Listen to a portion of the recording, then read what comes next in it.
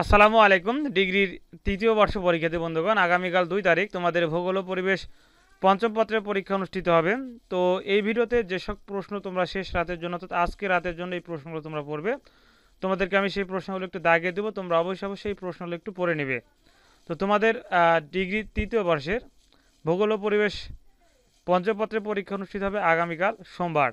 তো তোমাদেরকে আমি কোন কোন প্রশ্ন পড়তে হবে, খ বিভাগ এবং গ বিভাগের কোন প্রশ্নগুলো পড়তে হবে সেই প্রশ্নগুলো একটু দাগিয়ে দেওয়া। তো শেষ রাতের প্রস্তুতি হিসেবে তোমরা অবশ্যই প্রশ্নগুলো একটু পড়ে নেবে। আর যারা এখনও এই প্রিমিয়াম শর্টকাট ফাইনাল সাজেশনটি নিতে পারোনি, তাদের জন্য এই সাজেশনটি ফ্রিতে দিয়ে দিব। তোমরা অবশ্যই এই ভিডিওর ফার্স্ট পিন কমেন্ট থেকে ডাউনলোড করে নেবে। আর যারা নিয়েছো বা যারা নিতে চাচ্ছ, তারা অবশ্যই ফার্স্ট কমেন্ট থেকে ডাউনলোড করে নিতে পারবে।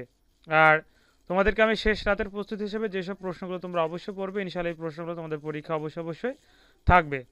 তো আমরা প্রথমে তোমাদেরকে খ বিভাগের প্রশ্নগুলো দেখিয়ে দেবো। এই প্রশ্ন তোমরা অবশ্যই একটু করে পড়ে যাবে, যেহেতু শেষ রাতের প্রস্তুতি। তোমরা অবশ্যই একটু করে দেখে যাবে, যেহেতু আগামীকাল তোমাদের এই পরীক্ষাটি অনুষ্ঠিত হবে। তো এখানে খ বিভাগের প্রশ্নের মধ্যে যে প্রশ্নগুলো তোমাদেরকে অবশ্যই পড়তে হবে, তোমরা যারা এখনও রুবেল একাডেমি 360 ইউটিউব চ্যানেলটি সাবস্ক্রাইব করেন, অবশ্যই একটু সাবস্ক্রাইব করে নেবে, কারণ তোমাদের জন্য কিন্তু সকল বিষয় শর্টকাট ফাইনাল সাজেশন কিন্তু দেওয়া হবে।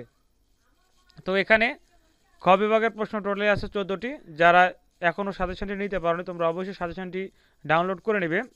আর যারা এখনও প্রস্তুতি নিতে পারোনি, ভালোভাবে প্রস্তুতি নিতে পারোনি, তোমরা অবশ্যই 14টি প্রশ্নটি দেখে যাবে। আর যারা ইতিমধ্যে ডাউনলোড করে নিয়েছো বা যারা ক্রয় করে নিয়েছো, তাদের জন্য আমি কিছু প্রশ্ন দাগিয়ে দিব। এই প্রশ্নগুলো অবশ্যই শেষ রাতের জন্য একটু দেখে যাবে। তো এখানে টোটালি 14টি প্রশ্ন আছে, 4টি অধ্যায়। প্রত্যেক অধ্যায় থেকে দেখো, যেমন চতুর্থ অধ্যায় থেকে 2টি দিয়েছি। এরপরে দেখো যে তৃতীয় অধ্যায় থেকে 4টি প্রশ্ন আছে। তো তোমাদেরকে যে কথাটি বলছিলাম, যে তোমাদের জন্য আমি যে প্রশ্নগুলো একটু সাজিয়ে দিব বা দাগিয়ে দিব, সেই প্রশ্ন তোমরা অবশ্যই একটু পড়বে।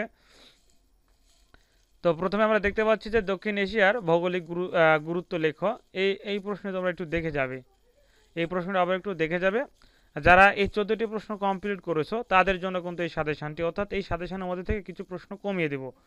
আর যারা এখনও প্রস্তুতি নিতে পারোনি, যারা সাজেশনটি নিতে পারোনি, তাদের জন্য 14টি প্রশ্ন কমপ্লিট করার চেষ্টা করবে। এরপরে দক্ষিণ এশিয়ার জলবায়ু অঞ্চলসমূহ মানচিত্র চিহ্নিত করো। এই প্রশ্নটি খুব গুরুত্বপূর্ণ, এই প্রশ্ন একটু পড়বে। এরপরে যেহেতু এই 14টি প্রশ্নের মধ্যে থেকে 8টি প্রশ্ন অবশ্যই কমন আসবে, তাই একটু দাগে দিচ্ছি, তোমরা অবশ্যই একটু দেখে নিবে। এই প্রশ্নগুলো অবশ্যই একটু দেখে যায় পরীক্ষার আগে। এরপরে দক্ষিণ এশিয়ার 4টি প্রধান গিরিখাতের নাম ও দৈর্ঘ্য লিখো। এরপরে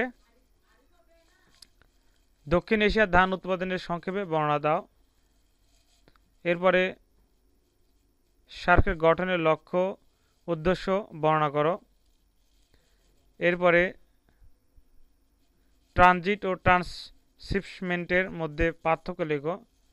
এই প্রশ্নগুলো একটু দেখে যাবে। কয়টা হলো? 1টা 2টা 3টা 4টা 5টা 6টা, আমি 8টা প্রশ্ন দাগিয়ে দিব। এরপরে দক্ষিণ এশিয়ার দেশসমূহের শক্তি সম্পদের সংক্ষিপ্ত বর্ণনা দাও। তো 7টা হলো, আর একটা প্রশ্ন দাগিয়ে দেবো, তোমরা অবশ্যই প্রশ্ন দেখে যাবে।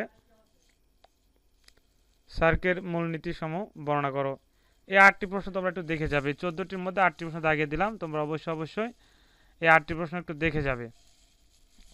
তো এই হলো খ বিভাগের কিছু প্রশ্ন। এরপর আমরা চলে যাব গ বিভাগের কিছু প্রশ্ন। এখানে টোটালি আছে 14টি প্রশ্ন। 14টি প্রশ্নের মধ্যে থেকে কয়েকটা প্রশ্ন দাগিয়ে দেবো, তোমরা অবশ্যই শেষ রাতের প্রস্তুতি হিসেবে এই প্রশ্নগুলো একটু দেখে যাবে।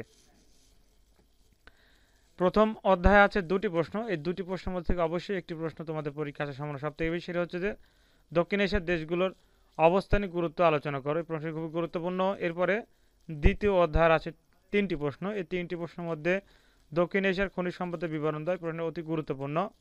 এরপরে তৃতীয় অধ্যায়ে আছে 4টি প্রশ্ন, তৃতীয় অধ্যায়ে আছে হচ্ছে 5টি প্রশ্ন আছে। 5টি প্রশ্নের মধ্যে গুরুত্বপূর্ণ প্রশ্ন হচ্ছে যে দক্ষিণ এশিয়ার দেশসমূহের আমদানি রপ্তানি বাণিজ্যের বিবরণ দাও, খুবই গুরুত্বপূর্ণ।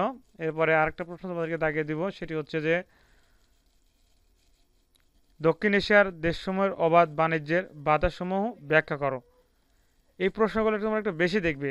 আর এই প্রশ্নগুলো, অর্থাৎ এই দক্ষিণ এশিয়ার লৌহ ইস্পাত শিল্পের গুরুত্ব ব্যবহার করো, এই প্রশ্নগুলো তোমরা একটু কম দেখে যাবে, সমস্যা না, একটু নজর দিয়ে যাবে। এরপরে চতুর্থ অধ্যায় প্রশ্ন 4টি প্রশ্ন আছে, তোমাদেরকে দাগিয়ে দিচ্ছি, 2টি প্রশ্ন দাগিয়ে দিব। একটি হচ্ছে যে সার্কের গঠন সংক্ষেপে লেখো, লক্ষ্য অর্জনের প্রধান প্রধান বাধাগুলো কি কি, নিরপেক্ষভাবে আলোচনা করো। এরপরে আরেকটা প্রশ্ন হচ্ছে দক্ষিণ এশিয়ার টেকসই উন্নয়নে সার্বিক সার্কের ভূমিকা ব্যাখ্যা করো। এই প্রশ্ন খুব গুরুত্বপূর্ণ। তো এই প্রশ্ন হচ্ছে যে প্রশ্নগুলো দাগিয়ে দিলাম, এই প্রশ্নগুলো তোমাদের পরীক্ষার জন্য অতি গুরুত্বপূর্ণ।